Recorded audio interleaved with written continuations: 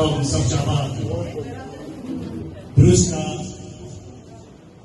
پیروزبایی پارتی دموکراتی کردستانی شبو پارتی آما پارتی دموکراتی کردستانی سوريا ترقية التهنئة للحزب الديمقراطي الكردستاني إلى الحزب الديمقراطي الكردستاني سوريا السيد سعود الملا سكرتير الحزب الديمقراطي الكردستاني سوريا المكتب السياسي وقيادة الحزب الديمقراطي الكردستاني سوريا بمناسبة مرور 65 عاما على تأسيس الحزب الديمقراطي الكردستاني سوريا نتقدم إليكم بأطيب التهاني لكم ولكوادركم الأعزاء وأعضائكم وداعمي حزبكم العريق والمناضل، ونتمنى لكم التقدم والتطور المستمر دائما والنجاح في تحقيق كافة الحقوق الوطنية والقومية والديمقراطية للشعب الكردي في غرب كردستان.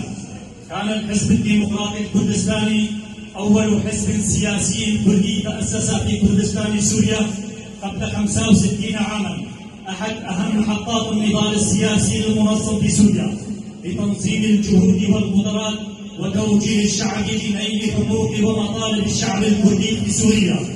الحزب الديمقراطي الكردستاني سوريا كحزب معتدل وشجاع وجدير بالثقة تأسس من قبل شعب غرب كردستان في الماضي، وهو الآن ضمن الصفوف الأولى في ساحات النضال والتضحية دائما. والعمل النضالي ومحطات النضال الشعبي الكردستاني المختلفة في سوريا هي التي تشهد على هذا الحزب الذي جاء ليعبر عن معاناة شعب كردستان سوريا، ولطالما كان رائدا في النضال من أجل نيل حقوق وحريات الشعب الكردي في سوريا. وبهذه المناسبة نؤكد من جديد تحالفنا القوي وصداقاتنا، ونصر على تعزيز مبادئ الحق والصواب في النضال المدني والديمقراطي وتحقيق جميع أهداف السلام والحرية والديمقراطية.